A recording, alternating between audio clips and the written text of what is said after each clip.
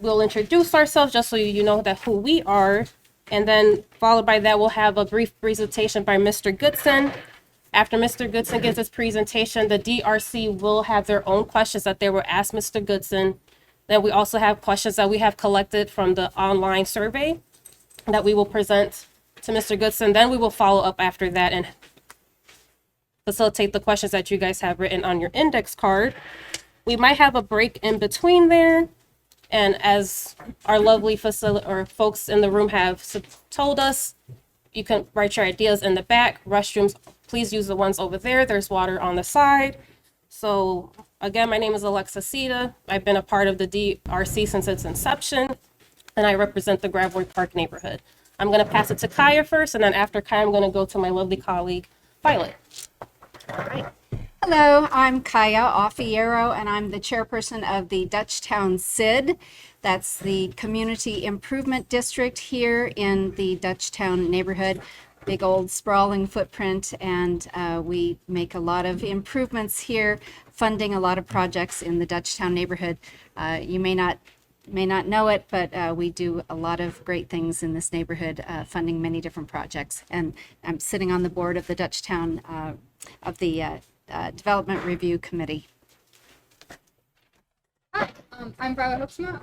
I joined the Dutchtown Review Committee in March, so I'm fairly new to this, and I'm part of the Benton Park West neighborhood. You guys speak up. Yeah, sorry. Hi, Violet Hoeksma. I'm a neighborhood. I'm a neighbor of the Benton Park West neighborhood, and I joined the DRC back in March. So only have been a part of this for a little while. Yeah. What's the DRC? The Development Review Committee. Of what? Gravois-Jefferson. Who are you just Yeah. part of Dutchtown, part of?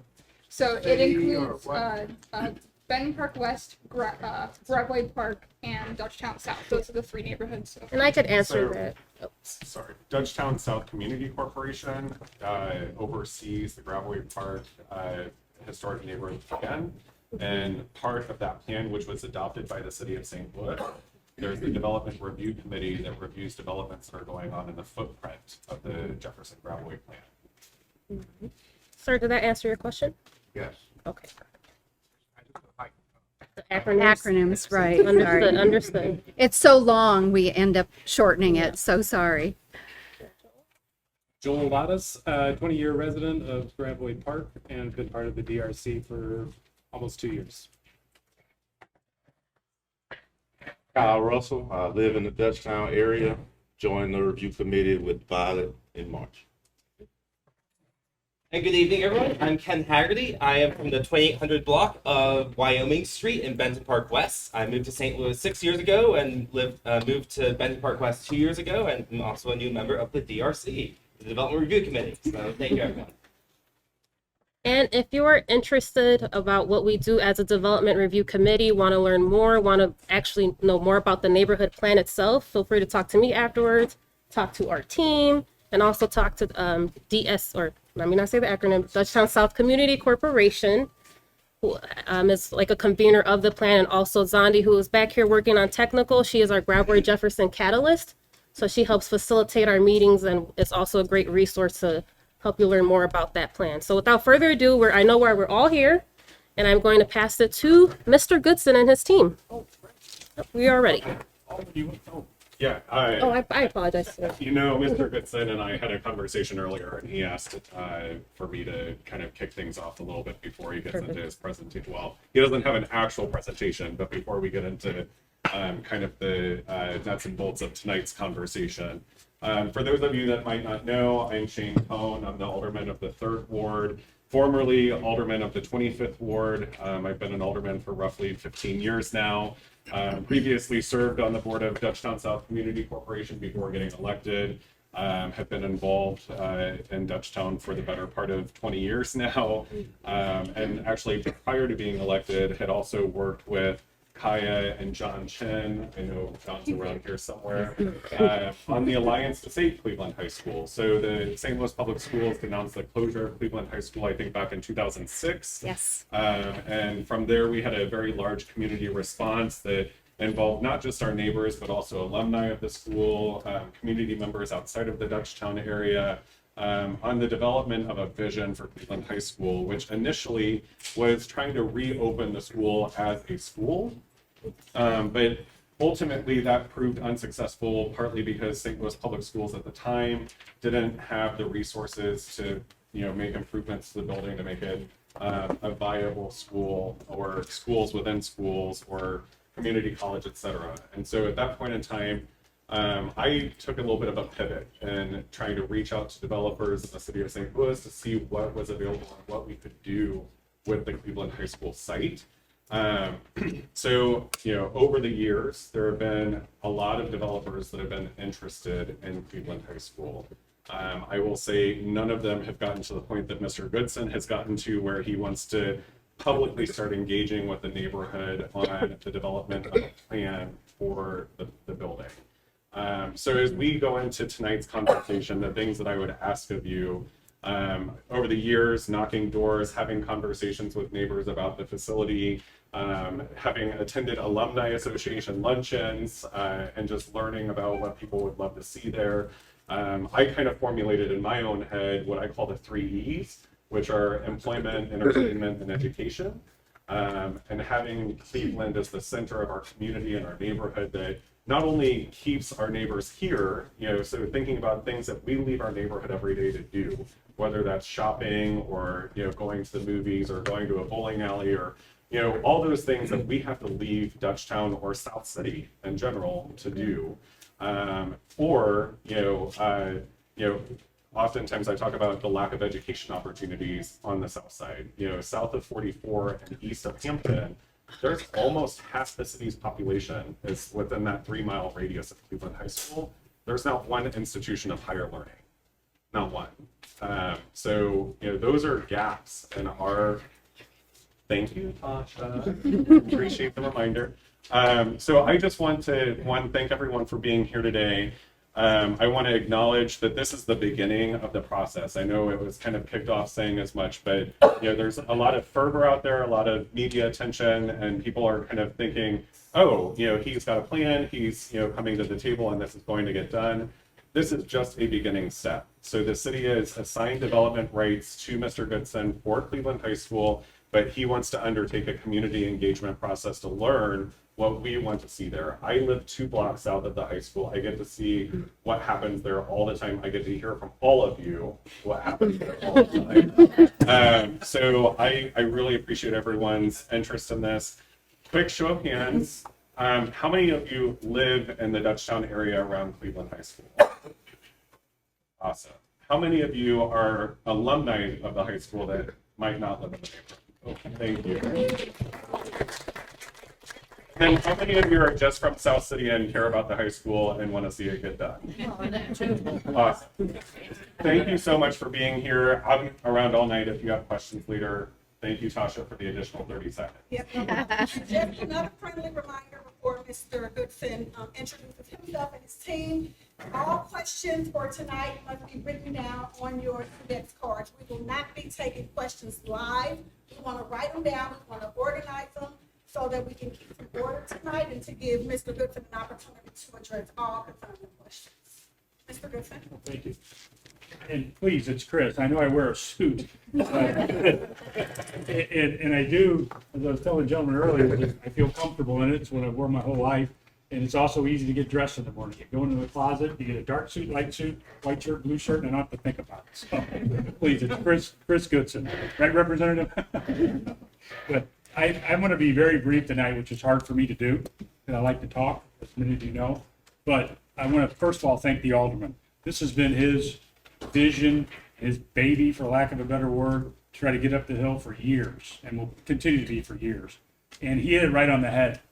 I talked with him many times, and it's just, I want to be the spark to begin the collaborative process. I know that sounds corny or hokey or whatever, but that's the honest to God truth. I'm not here as some big shot developer from Chicago or wherever coming in with some wild vision. I've got a track record. I'm going to bore you with some stories here in a bit, but I just want to be upfront with everybody. I'm here to listen. I brought some good friends of mine from Trivers, Joel, Goose and Joe Brinkman to listen also, and to listen what the ideas are. Because I'll tell you why it's important to me. I've been a lifelong citizen of the city of St. Louis. Love it. Had public service. Many of you know I was police commissioner for many years and other civic roles. Did that because I'm passionate about the city. I know there are people in Indianapolis and Cincinnati that love their town too. I love mine. You love yours. If you're new to here or you've been here the whole time, like the young woman who gave me the pin from Cleveland, been here all the time, it's our town. I'm an underdog. I love to fight for the underdog. My wife and I raised all 4 girls in Lafayette Square. I can't believe they're all grown now. Now my youngest just turned 21, which is scary. I don't feel that way, but I started as a president of a neighborhood organization on Lafayette Square. And I was just telling some folks earlier, it seems like yesterday, but it's freaking 30 years ago. and we did things in the basement of the United Methodist Church there. But I was there and saw we had like 30 plus vacant and abandoned buildings in that area. Many of you are familiar with Lafayette Square. It's called the near south side rather than the south side. And I put my money where my mouth was and stepped up and took on some of those abandoned buildings, literally borrowing against credit cards and getting all in on things. The first one I took on was a Larry Rice homeless shelter for abused women. And it was disgusting, the way they were treated. I'll be very frank. And it was horrible in the condition. And it was a house that was falling down and falling apart, and we renovated that. Not to bore you with all the war stories, but my biggest project I was most proud of was City Hospital. And ironically, it's very similar to Cleveland. 10 acres of an abandoned site right in the middle of development that was starting to pop up. 10 acres, and a site that's right in the middle of development that's starting to pop up. An abandoned building of 300,000 square feet, roughly abandoned building of 300,000 square feet. But in that hole in the donut, especially City Hospital, I'll probably say that many times tonight, that is what kept growth back. And I'll give you an example. And again, it seems like yesterday, but it's not. Strolled my daughters down from Lafayette Square to Soulard, and it wasn't that it was scary, like bad guys hiding in the corners, but there's this big abandoned building and big empty space, and it made you not want to be there.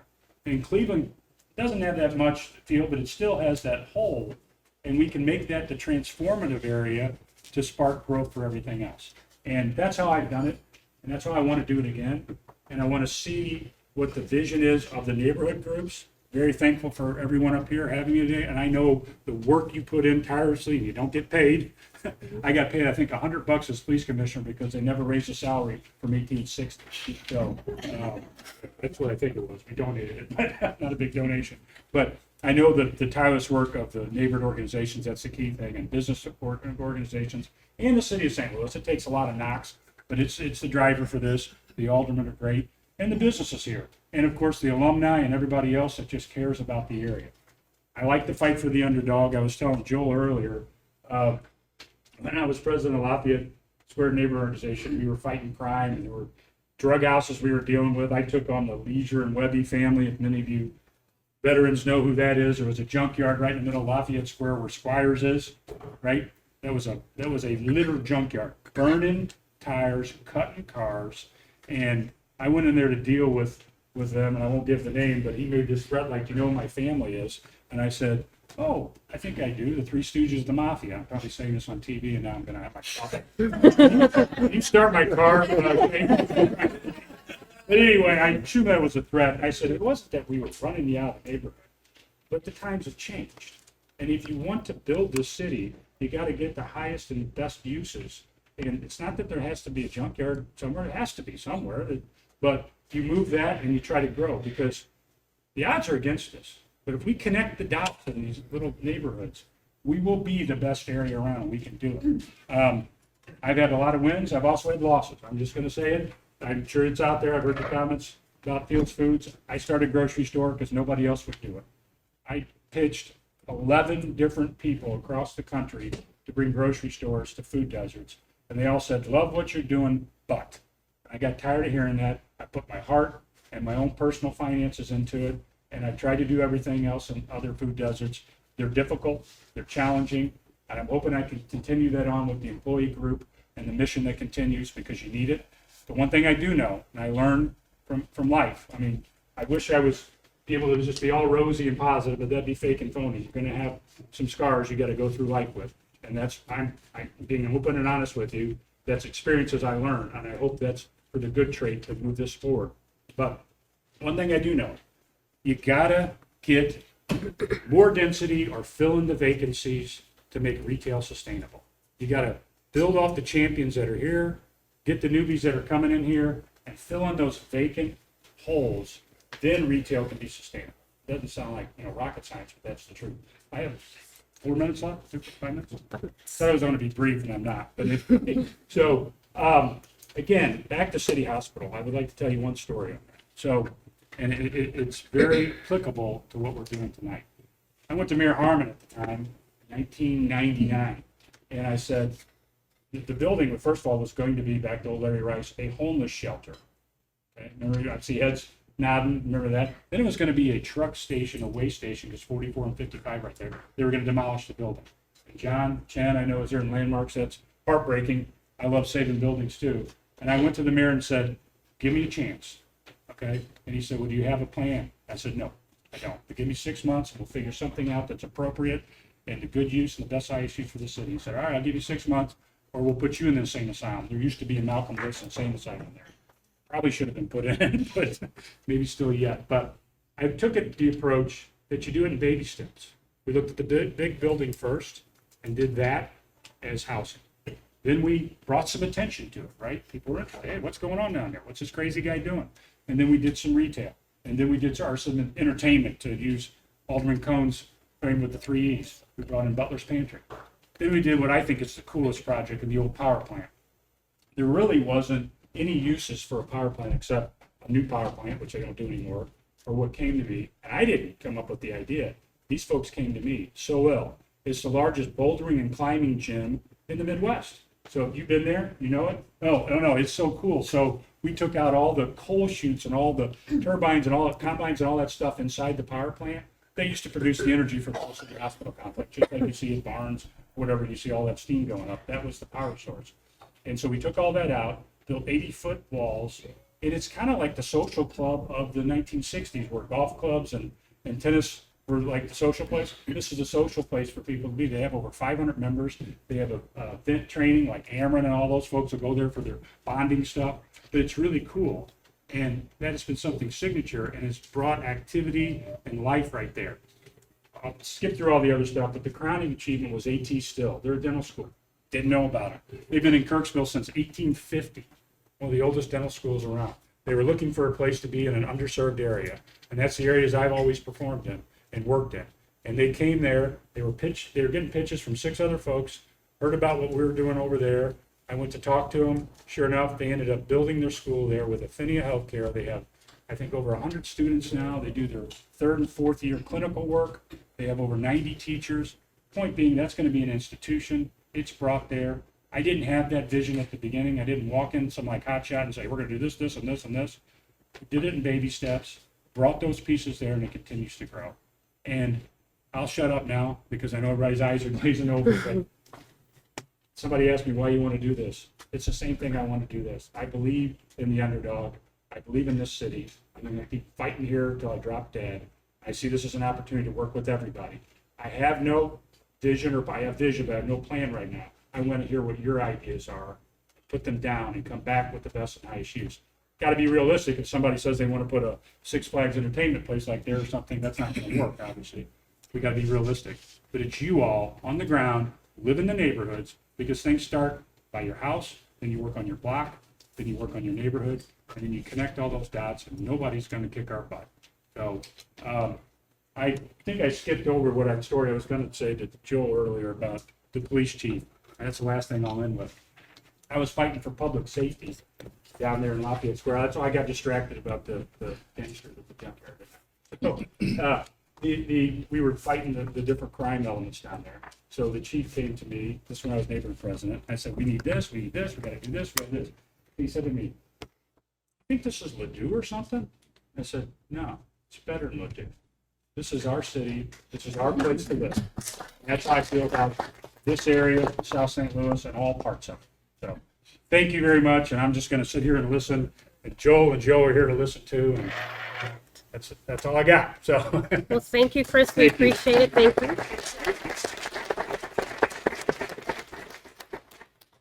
So as we had mentioned earlier, first of all, what we're going to do is have our development review committee ask their questions to the team. Oh, can you all hear me in the back? I'll try to project as best as I can. We're going to have the development review committee ask their questions first. After they ask their questions, then we already have pre-questions that were submitted online. And then after that, the team will give us the questions from the audience. They'll have those collated by topic. The goal is to make sure that all questions are answered, and we just want to keep the flow going. And so I'm going to actually start at the end of the table. If you don't have a question, you can say pass. But if you would like, if you still want to answer, so to use one of these. Alexis, Yeah. before we jump into the question from the panel, Yes. we allow about 3 to 5 You need minutes 3 for minutes. the 3 minutes 3 for minutes, the okay. visitors to jot down any questions that you have. Okay. And while you're doing that, I'm going to hand it off to one of our board members, Dallas. Could we have some acknowledgements that we need to make in the room while you're jotting down questions? Perfect.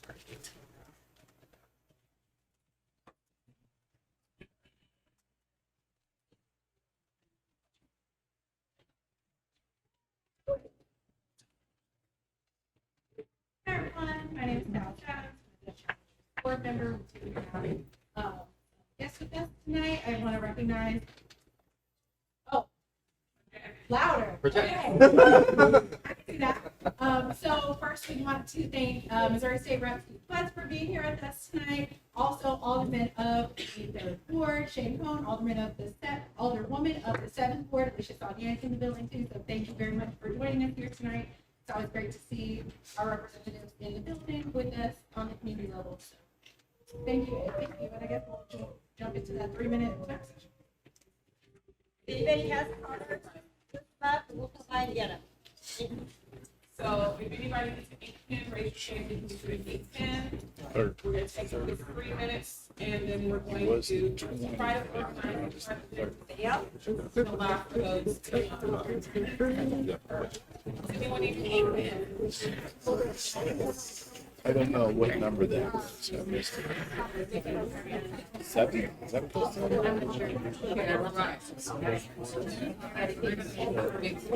Nice to meet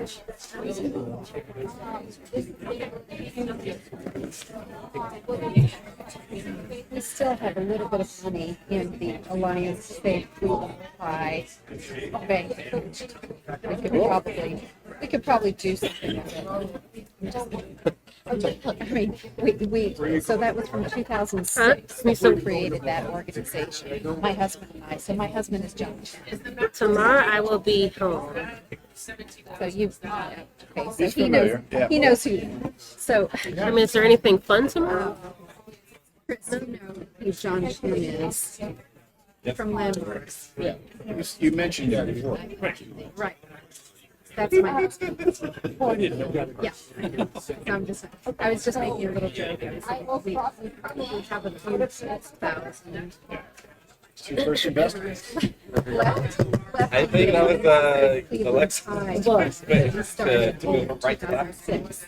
I thought I And we knocked you started up. that organization. We have some money in that bank account. Maybe we can do something more. Yeah. Get the jitters out the way. I'm very. I'll joke. My sister's an actress. What? Did your sister live here? She lives in New York. Oh, that's true. She's on strike at the moment, so. But seriously, Cleveland is a project that's it's so near and dear to us. It's just really dear. And we drove by probably a day or two ago and saw the facade has fallen in. I was in shock. You know, across the frontispiece there, the trade, all the, yes, the whole front entrance. The trade. Those terracotta Oh figures, my God. they fell off. No, but the entrance is falling. That's bad, but I thought you were saying that those little No, figures they up there. have, those are so wonderful. Yeah, it's the coolest thing. Those are so wonderful. The mural on the side, on both sides of the stage. I'm sure you've seen it. I've been in there many times. The tradesmen that are so representative of South City. Yeah. And the history of South City and the trades in South City. South City is known for Sure. large trades. That's My great grandparents came here and built. Again, this is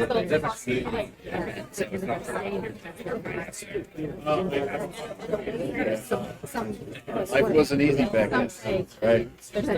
That's what's up to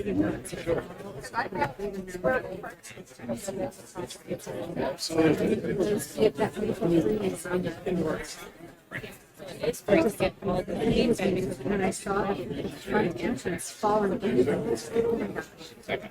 I can't. No, it's a spectacular building. I haven't been in it for a couple of years now. But I remember those figures from back when I was in high school. Thank you for the education. And we hang around down there. I went to the Burns, and so not too far away. Played football on that field one time. Oh, he's from Mr. Friday, one of my best I'm friends, like, oh, his dad was a firehouse on Compton in North Dakota, right behind high school. So I'm just to project So a lot what of they were times in the getting summer, we started. go down there and just hang out there. And if you want, While we wait for a call. That'd be helpful. Talk to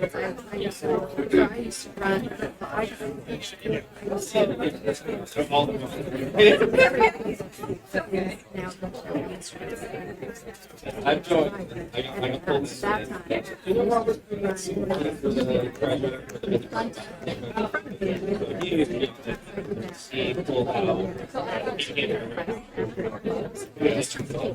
Yeah, something, yeah.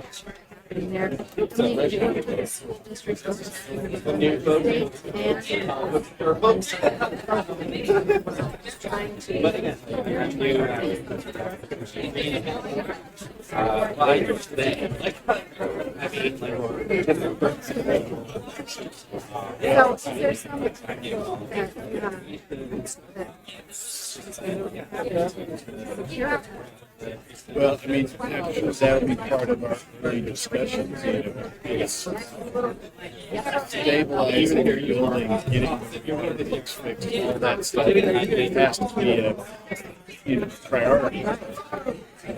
Because the process to doing what We'll be starting soon. That's why. So I guess I've been appointed the voluntary PA system for this evening's entertainment. So Tasha wanted me to announce that we're going to continue with the Q&A. If you haven't already had the opportunity to complete your questions on the back table, we'll have an opportunity at the end of tonight to do the same. But we're going to go ahead and move forward with the question and answer component for tonight. Thank you. Thank you, Alderman Cole. So I'm going to start with my fellow member. Very good. Questions. Thank you, everyone. Thank you again for attending, and please submit your questions if you have them. I have here with me two pre-submitted questions for Mr. Goodson related to public space. So the first one relates to the basketball courts at Cleveland High School. Will the basketball courts be rehabbed and made available for the neighborhood? And is there a time limit for each of these questions, or? I think Tasha's So time. I'm not aware of one, but we can put it at 30 seconds. Just approximate, like that. Yeah. Very good. 45 seconds. What's that? Sorry. So the question. No, I got the question about the basketball courts. Yes. Yeah, no, I didn't. Yeah, I'll be hearing you. Well, really, just for our tax credits, trying to position that. So that space, from what I'm used to, my experience, is going to have to still be that space, right? So I know many of you are familiar with historic tax credits, but it'd be difficult probably to break up that space. Maybe Joel and Joe could talk a little bit about it, but I think the tax credits would demand it to be, at least you knew it was a gym, right? That's the layman's way of me understanding. Are you talking about So the just outdoor for, yeah, courts? just for clarification purposes, there's a court in front of the building that's slightly below elevation. but Oh, you're not talking above about the elevation. gym. Oh, I'm No, sorry. And for anyone who isn't familiar, the gym was actually built in 1984. Yeah. So it was an addition to the building, the new gym, I Yeah. should say, on the north side of the building. Stage. I have to raise my voice Wow. Okay. Sorry. So I was just saying, for those of you that might not be intimately familiar with the building, the gymnasium that's on the north side of the building, it's a kind of two-story structure that was built in 1984. The question, I think, though, is germane to the basketball courts themselves that are outdoors on the kind of semi-elevated portion just west of Louisiana Avenue. Do you want to take a swing at that? Yeah, why don't you get, no, go ahead. So, Chris alluded to, I'm Joe Brinkman. I'm with Trivers. We're an architecture firm here in St. Louis. I've been through the building several times. What I think we have to say initially is just we don't know what's going to happen exactly. We have to just be plain about that right now. We're trying to figure out what's going to happen. There are going to be historic tax credits as part of this, and so the historic parts of the building are going to have to be preserved. In the case of gymnasiums and basketball courts, that's probably only the indoor ones that were part of the original school. Even the 1984 addition is probably not going to be part of that tax credit application. It won't be what's known as the period of significance, I'm sure, when we get through all of that.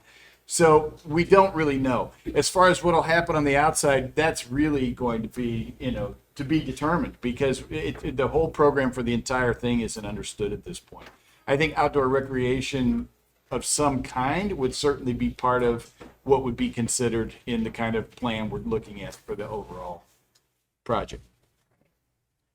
And I'll just add to that. And just this up here is just placeholders. That's not the scale. That's just a show. So, but to Joe's point, there needs to be green space here, productive green space. People congregate around areas for three reasons. Your school, when I say congregate, live. And schools, am I not loud enough? Oh, wow. I always think he's loud, and I think I am. They congregate because of schools. You live in an area around schools. Religious institutions, not so much as many more, but institutions in general, and productive green space. Productive green space. Doesn't have to be big green space. The very European model where you have small little green spaces that people can call their own. So don't know if that is going to be in the mix for that, but there are going to be some of that throughout the space. Also, wanting to see the promenade effect from Grand to the castle on the hill. Meaning nothing blocks that middle section, so you see the door from that aspect. And again, out in the front area, these are just placeholders to go along with the alderman's vision of educational or institutional. Paul Purcell's here from Gene Slade's Boys Club and Girls Club. That's the type of folks that have approached us and talked to us on the idea generation. They would be wonderful in this neighborhood because they're so invested in it, and that's an appropriate and best and highest use. And so we've been having early just brainstorming discussions with them. What a wonderful board and great group. But having them as part of the green space, along with other things part of the green space, that's just the early conversation. Hope that answers your question. Thank you, Mr. Goodson. And then the second Chris, question. please. Chris, of course. Chris, so the second pre-submitted question regarding public space is with regards to the athletic track. So what plans are there for the football or athletic track field to remain as a public green space? I'm guessing the answer may be similar, but I'll give you Similar answer. Again, there's nothing in place. This is to hear from you all. And again, this is going to be a long process. Now, to temper expectations, there's nothing, we're not digging dirt and cutting ribbon next week. This is to listen to everything. So again, just, with the first blush at it, you're going to see buildings on the either side of it with a lovely green space down the middle and maybe some other green space. Again, what that is, we need to hear from you all. Well, thank you, Chris. And then for everyone, this is, of course, the Cleveland High School with the track and the basketball courts, but there was a neighborhood map up here, so if you want to check that out as well to kind of get a sense of the layout situation, that's also available for you as well. That's all. So go ahead. I will also read one of the pre-submitted questions. It's going to be regarding community engagement. What opportunities will there be for community members to be involved in the decision-making for the project? Where is our output needed? Where can community members get updates as plans develop or change?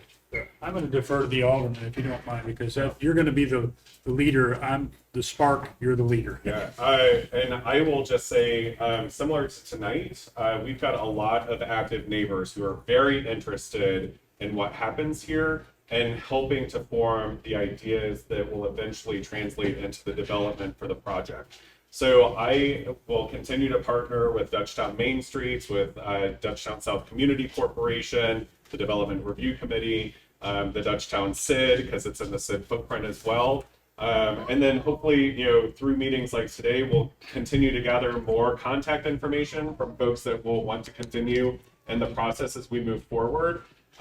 We have some really wonderful development opportunities that are happening along the Virginia corridor as well. So, the Lutheran Development Group just got awarded tax credits from the state. They're starting their project. They've been going through a development process and community engagement process. Becky, is it okay to kind of mention you as well? So Becky is with DeSales Housing Corporation. DeSales bought the Family Dollar on Virginia. And they are actually looking at tearing down the building and rebuilding a multi-use building at that site. They also own the apartments behind the Family Dollar on the 5300 block.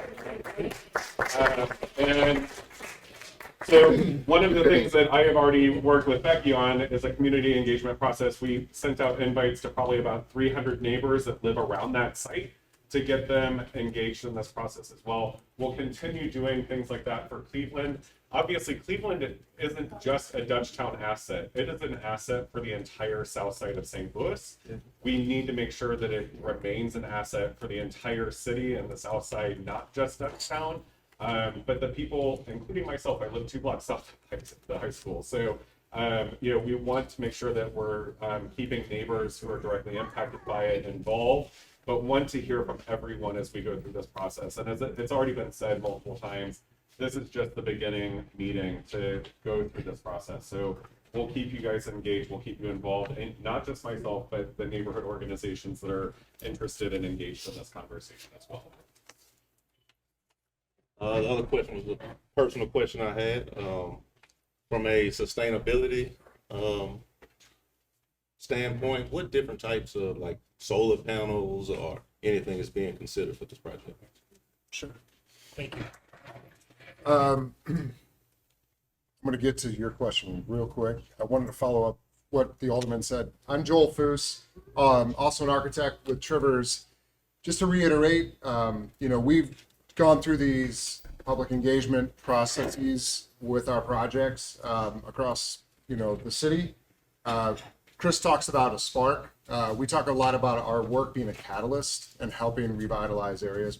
We revitalize buildings that also grow and go beyond in the neighborhood. But it really depends on all of you chiming in. So we will certainly, see the results of that effort and those comments coming into it. So please, I reinforce what the Alderman was saying. Get involved and put those voices out there. Our jobs as architects and designers is to work with Chris and to be able to formulate and make those things work. That's what we do. And so if those ideas aren't out there, we can't work with it. And so put them out there. We'll try to, see what works and try to see what sticks with Chris and what works with his ideas. Sustainability, saving historic buildings is the most sustainable thing that we can do. One of the things we're doing right now, we're working on the Butler building downtown. I don't know if those are familiar with that. It's 700,000 square feet. So it's almost 2.5 times the size of Cleveland High School. The amount of carbon that's embodied in that one building, it would take Forest Park 100 years to offset that by the amount of carbon that's generated in that one building. So we need to start with that first and foremost by saving the structure is to be the most sustainable thing that we can do. Furthermore, being able to do that within a high density and historic neighborhood around is the next place that we can go with that. So everything that we do beyond that is an enhancement. So it's better mechanical systems. It's working with Ameren, who have each year better programs for solar programs, and obviously we have a lot of rooftop here. When we look at a site like this and you have a huge athletic field, geothermal becomes a very viable, something to look at because you have a lot of ground and you can run these wells, throughout the ground. So we look at this, we're 2030 signatories that we're dedicated to reducing the carbon impact across, our firm, across our country, city, beyond. So that's a very important part of it. But the adaptive reuse of the building is first and foremost. So that's key number one. And I think because we're doing that, we're already one step ahead, no matter what you could do. You could build the most sustainable new building right now. It would take you 20 years for that energy to offset what it would cost, for an existing building. So we're right there with you. So I think anything we do beyond that will be, something that's first and foremost in our minds as we go through it. It's not very specific yet, but we'll get there.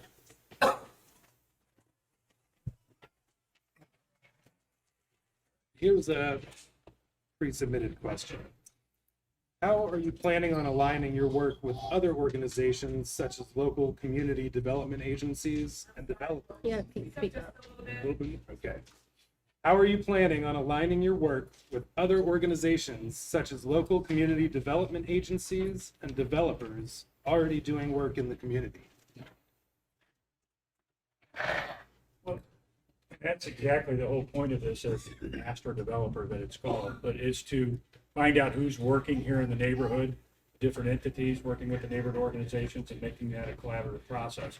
In the hope of also finding stronger agencies that have the financial resources to participate. But the best people to work with are the folks that are already doing stuff down here already. And some of those are smaller developers, which is great. I started out, like I told you, working on an old Victorian home that Larry Rice had as an abuse shelter. So that's really the great people who get their advice. And then they have connections, they have relationships out. That's how these things start. This isn't some, big 30-acre site outside of San Diego or even outside St. Charles, nothing against St. Charles, that anybody's here. But this is a very specific, cool project that's going to take a lot of hands in the pot to make it work. I don't know how to answer more directly with kind of general things, but that's the truth. This is essentially a follow-up to that. Okay. Are there opportunities for partnership if there are other ideas around reuse of that building? 100%. And that's the first discussion that the alderman and I had, is that let's get the attention going here right now. And maybe there will be others that are interested and want to get involved, not just in Cleveland, but also the surrounding area. Let's start talking about it. Let's start beating the drum and get it out there about Dutchtown. It's a cool name. That'll catch on right there. Now we just got to keep doing this. But I can tell you it's a long process. It's an arduous process. I have at the 33 Wine Bar on Park Avenue, where the alderman and I have met. You probably won't go on the record a few times. But that is where I've brought people down to meet and had a few glasses of wine, but also tried to showcase the city. And I'm not exaggerating. I probably met 500 times convincing people that this is a great place to live. This is a great place to invest. It's the coolest place on earth.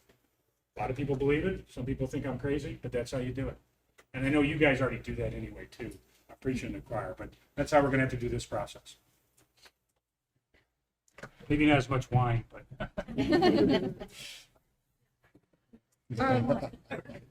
So this was actually a question I had going into it, not knowing anything.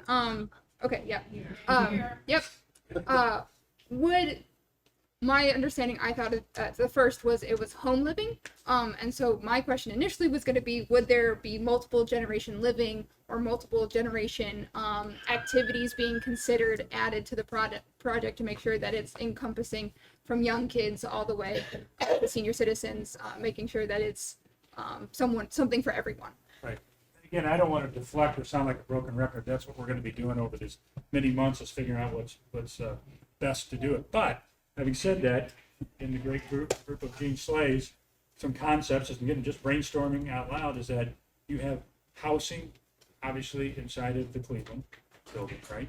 And then you have a facility like Gene Slay's that families can use, and it's all walkability. You have green space in between. Right now, my first gut reaction is Cleveland High School is a little bit of two things. It's a little bit of housing, but it's also a little bit of institutional, a la like the arcade building downtown. Many of you are familiar with it. If you're not, it's a beautiful building in the heart of downtown. It's got Webster University on bottom floors, apartments up top. Right? And so that's kind of a mix that, and again, I don't want to say anything to people walk away that's it. That's just ideas that are coming out. There will be housing. There will be unique opportunities. I will comment about, low income or whatever that hate that word, but let me tell you about City Hospital. City Hospital, when I started there, had Darce Webby housing projects. And you remember that. You remember that, Representative? And so that was there. My vision wasn't to turn our back on it, build a wall, right? It was to embrace it and make it the best living for everybody. Because regardless if you're black, white, rich, poor, gay, straight, you want a roof over your head, food in your belly, you don't want the crap beat out of you when you walk down the street. The politics and all the other philosophy, you can argue over that glass of wine. Those three things are consistent. And so it doesn't matter if you're a bus driver or a hotshot lawyer, you want that community there. And I believe that's happened now with around City Hospital. You have a Hope 6 project. You also have hotshot lawyers living in condos, and it works because they want the same thing. I see that here too. Okay. So I'm actually going to read a pre-written question. Where will parking be located? And I'm actually going to follow up with a question of my own. Would transportation outside of cars be considered biking, busing? So kind of two questions into one. Can I actually? I'll take this one. So not to beat a drum here, we're still in the planning phases, so all of that still has to kind of flesh itself out. The city is actually reviewing its parking minimum standards right now. And this building, as many of you might be aware, is on the busiest bus route in the entire region, not just the city of St. Louis, but in the entire region. So it makes sense to do more transit-oriented development at this site versus requiring 1.5 parking spaces per unit. For residential construction specifically, we're trying to review what those parking standards should be in the city of St. Louis. So that's something that you will probably see this legislative session down at the Board of Aldermen.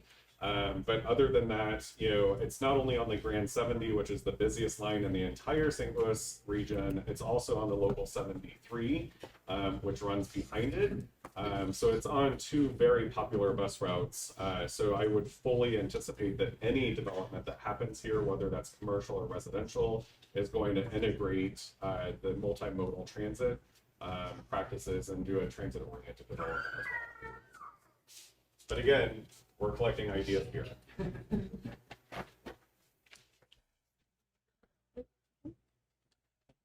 you have another one? I can do more. All right, I'll just go down with all mine and then we'll head back. So here, this one is regarding public spaces. The football field has been an unofficial dog park and rec area. Please include a small dog park and perimeter/jog/walking trail. Please include? Yes, please include a small dog park and perimeter for jogging and walking trail. I think that dog park stuff is popular lately. Yes. That's right. Okay, last two. Preferably one without paraphernalia. Yes. So this was regards to traffic streets. What kind of obstructions to our residential streets should we expect during renovations? That feels like a long way out kind of question. Obstructions to the residential streets. If you want to take that. So what's the vision for residential streets? What kind of obstructions to our residential streets should we expect during the renovations? A bunch. To reference City Hospital again, we didn't have much because it was an enclosed site, even though those were public streets within it, which was a nightmare to try to vacate those and all that. Don't see that. But on the street topic, Grand, and again, there's so many things to talk about. We're going to be doing a lot of meetings. Grand needs to be Grand again. And right now, Grand doesn't look that grand, and it should be. And the state needs to step up. Representative, the state needs to step up. He's ignoring me. But, there needs to be both the state, local, and city endeavor to make Grand again. And it's not that it's a bad street, but lighting, some appropriate sidewalks, those type of things, clean up and make it cool to be at and make it walkable. I know that's the catchphrase of the day, but you do want to see activity out on the street. So Grand is going to be part of this process, I hope, stimulated by the activity at Cleveland. Is that it? Okay. And just on the street situation, sorry, Louisiana runs between the building and the field.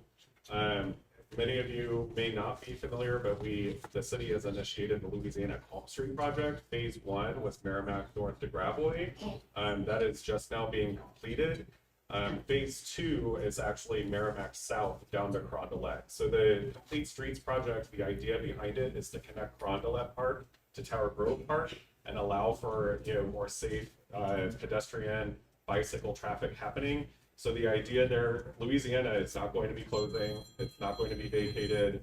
It will be part of this Calm Streets project that will connect not only two major park assets in the city, but also major commercial corridors like Merrimack, Chippewa, Cherokee, and then hopefully also institutions like what will be Cleveland High School and International Institute, Roosevelt High School, and others that are along that Louisiana route. So just kind of like thinking forward, phase 2 has already gotten federal approval. We've got the local match money in place. We're hoping to break ground on that in the next 2 years. So probably around the time, hopefully, that we've got everything cemented for Cleveland High School, probably not breaking ground at Cleveland by that point, but the project will continue, and Louisiana in particular will certainly remain open. Great. I'm going to phrase this one a little differently.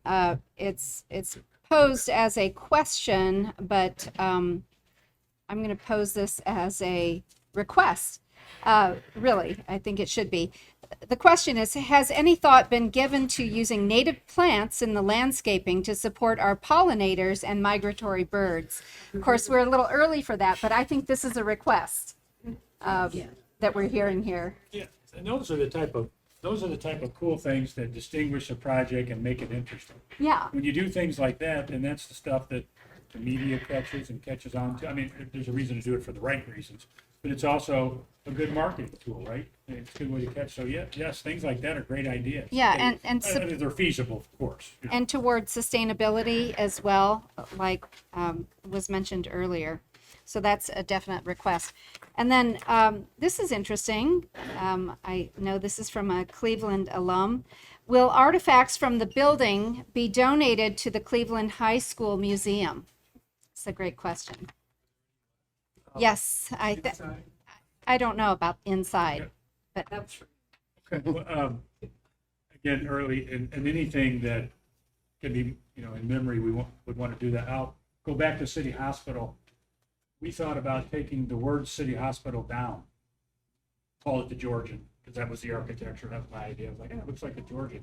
Turns out there was already somebody who did that in England.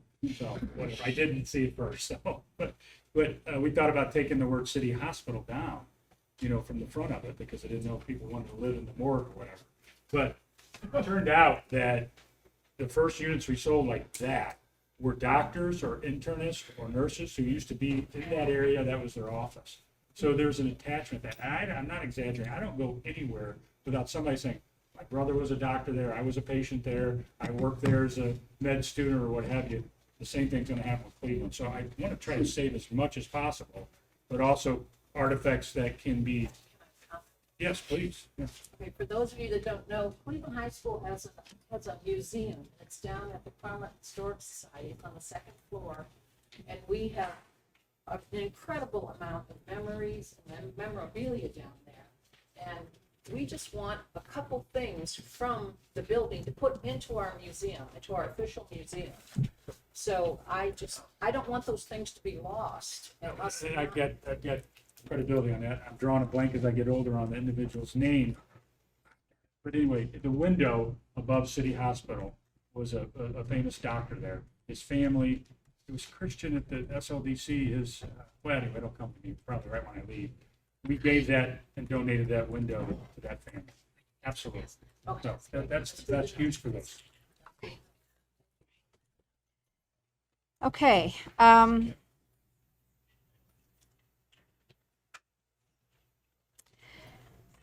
I think the last question, we have very limited time left. I have room for, I think, 2 more questions, and that will be it. And let me say this, any questions that were not answered during this session, we have a process where we will present the questions to Mr. Goodson and we will get answers and they will be shared out. So be sure to take a picture of the QR code so that we can have your contact information and we can get that information to you. Thanks, Tasha. Okay, will this development bring jobs to the neighborhood? And will that work be union work? Definitely gonna bring jobs. I don't know what, those jobs are. Yeah, I mean, that's part of the process, figure out how to get them. Don't know. Okay. And the last question But is, the answer, if they can be union jobs, and it works, absolutely, 100%. This is a union town. last question is, what happened at the Pagedale Fields Foods that was only open for 1 month? And how can we ensure that the same thing won't happen to this school development? As I mentioned earlier, grocery stores and food deserts are challenging and need density. Pagedale's a wonderful community. It needs to increase its density, and hopefully there'll be an opportunity to do that along with increasing the density. Chris, can you raise your voice for us? Pardon me? Can you project a little louder? Oh, yeah. Pagedale's a wonderful community. It suffers from the same things that a lot of neighborhoods do. It needs the density, as I spoke about earlier. So hopefully that density comes, and a grocery can be part of that. As far as the development here, again, we're early. I don't know what developments are going to be here, but if I see some housing or apartments in Cleveland, I think, that'll be there till people leave the city forever, which is not going to happen, so. I will kind of ask some of the remaining questions. Okay, one second. And let's see. So some of the questions I do have up here, they're a mixture of my own, a mixture of the pre-submitted questions, and then also ones that are from the audience. So I'm just gonna kind of condense some of those, because I think in your presentation or just answering them, you already kind of touched on some of these. But I think all of these questions are important, but one that I'm quite interested in is low-income housing a priority for the development of the school? So if there is housing, what will those units look like? Is it going to be market rate? Is it going to be affordable? Is there going to be workforce housing? Is there going to be live-work units? And what's possible or what's feasible? Again, all options are on the table. Want to hear what the neighborhood groups think about it. Workforce housing is a big push right now, and I think that's important, but all things should be looked at, and we're going to find out as we go through this process.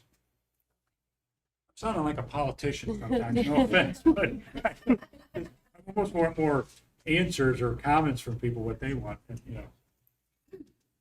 Is there a number of jobs projected for this project? Are you able to say, like, once we start developing or renovating, that we know these are as many jobs that we're going to have, and will anybody be employed from the neighborhood? Again, don't know what those entities are, but the hope would be definitely employing from the neighborhood, 100%. Awesome. I mean, for example, AT Still by City Hospital, those students live everywhere and walk from Lafayette Square and Soulard. It's just great to see, because that their students are, because they have the blue scrubs on. I'm just going to ask one final question, and then we're going to wrap up. And then Mr. Goodson, if you have any other remarks to share. And don't forget, folks, scan the QR code. We have the questions up here. They're going to be consolidated. They're going to be shared with you. The last question I have is, will there be any goods or services that will benefit the community? So we kind of talked about that, but the South City Hospital just closed. Is there a possibility of putting some sort of clinic within the school? Is that also feasible? I will take that one. Okay. So I inherited South City Hospital when I got elected third ward alderperson in April. South City Hospital has been struggling financially for several years now. They had about 175 beds. It has been about 50% occupied from a bed perspective. They didn't have private insurance. They didn't accept private insurance. They only accepted Medicaid, Medicare, or cash. They did not file their audit paperwork with the state, so they weren't getting the reimbursements for the state for Medicaid, Medicare processing. Really not great business sense going on in terms of hospital administration, which is what led to its closure. I have, been working with the city for the better part of the last 2 months, trying to keep it open. Obviously, those efforts were not successful.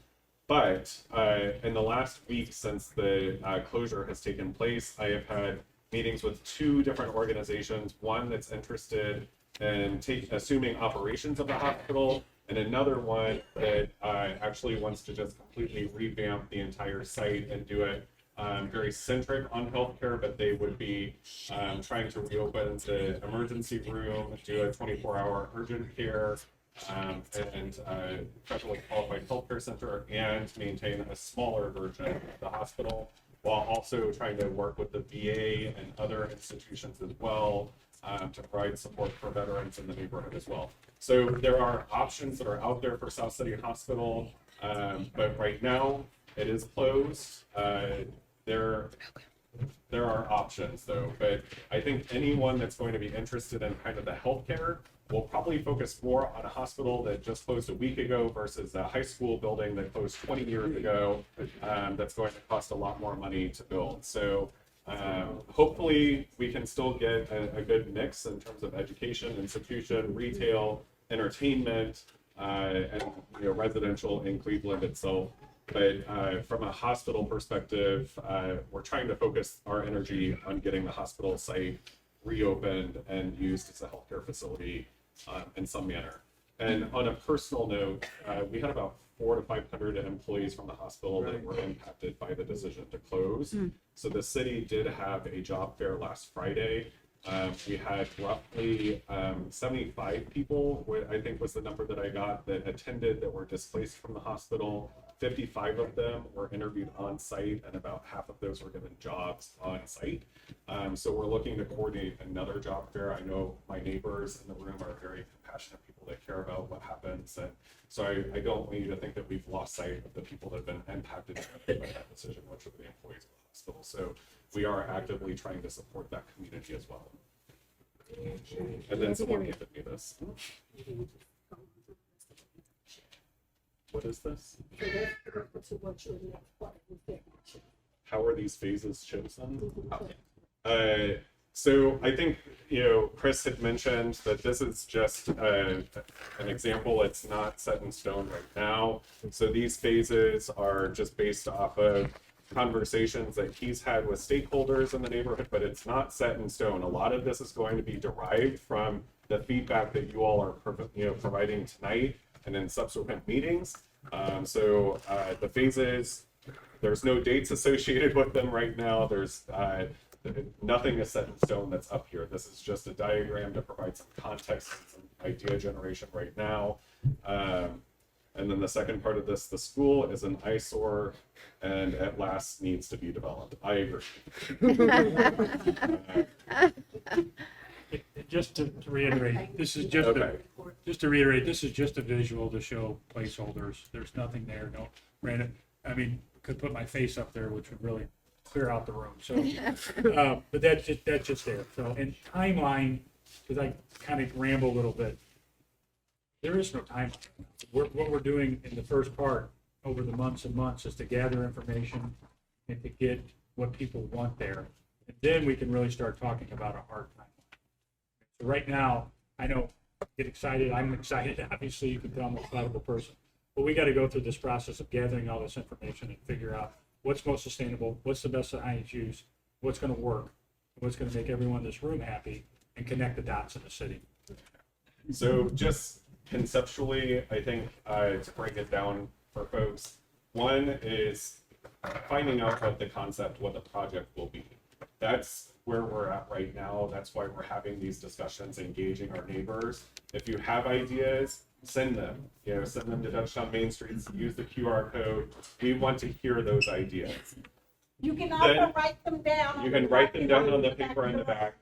So we'll be here all night, folks. You can take as long as you want to write those down. I'm kidding, not all night, but so write those ideas down. But if they come to you in the middle of the night, or as you go to South County to do some shopping somewhere, and you're like, why isn't there a Michael's in Dutchtown? A craft shop, whatever. Like, send those ideas. We want to hear those ideas. Where are you leaving the neighborhood? Where are you going to, outside of Dutchtown? Definitely want to hear the feedback there. So that's phase one, is getting those ideas. Once those ideas are gathered, then Chris, the architects, neighborhood organizations will be involved in kind of figuring out how that fits at the site. what stakeholders would be willing to actually step up to the plate and invest their time, energy, resources, money into making that a realization. And then from there, you go out and you find the financing for it and then the construction. So if I had to break it down into 4 different phases, that's kind of an overall, overall view for you. So like we said, if you have ideas, put them on the tables and back, or send them to us in the middle of the night when you're shopping somewhere or doing whatever, and it comes to you. Would really appreciate that. Otherwise, we're kind of at time for the evening. I want to thank all of you for your time and help organizing tonight. We all thank Mr. Goodson. So I'm going through a whole list of things. So I want to thank Dutchtown South Community Corporation and all of the representatives there. Dutchtown Main Streets for their efforts in organizing today, as well as the Dutchtown Community Improvement District.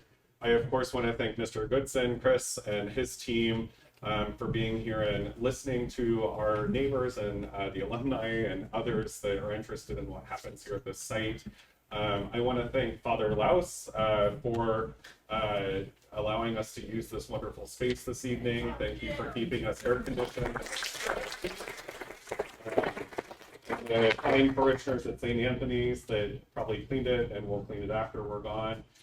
So thank you so much. And then of course, all of the other stakeholders that are here tonight throughout the neighborhood. I just going to kind of point out a couple people. Obviously Becky Reinhardt from DeSales Housing Corporation. They've got a vested interest in what happens here. And you'll hear more about the Family Dollar and everything else as we continue down that project. Will Pinckney from the Mayor's Office, the Office of Violence Prevention, is here this evening. Bob from Gene Slay is here. For those of you that don't know, Gene Slay actually has a Dutchtown campus. They've been in the neighborhood for probably 7-8 years now. And so they are a wonderful stakeholder as well. And then of course my colleague Alicia Saunier and our state representative Steve Butts for your time this evening, listening to the wonderful folks here in the room. I appreciate you. I mentioned DSCC, right? Dutchtown South. Yeah, thank you. And then one last thing that I want to announce. The way to bring development to Dutchtown is to support the businesses that are currently in Dutchtown. We should not have to leave our community to go and shop and to enjoy ourselves. So right here along the Merrimack corridor, we have lots of businesses here. The Virginia corridor is up and running. Let's start supporting our own businesses in Dutchtown first. And then individuals like Mr. Goodson will be interested in coming here. So let's clean our own backyards and support each other before inviting other things.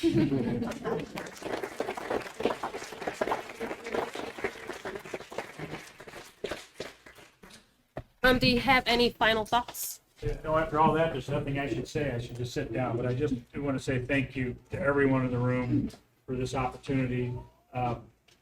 Even though you say come to the neighborhood, this is my neighborhood too. We're all one city, north and south and central together. And I love fighting for the underdog. I've been an underdog my whole life, and I want to do this, be passionate about it, connect the dots, get this thing going, and it's going to be a long process, but we'll do it together. And I really, really appreciate you having me here. And if we can figure out a way, I'm going to fight to figure out a way with everyone in this room. And the alderman, God love him, he's been leading this thing, and we'll follow him right up the hill. So thank you.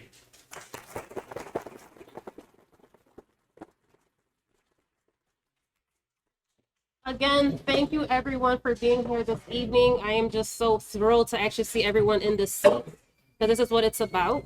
It's about expressing your concerns, expressing your thoughts.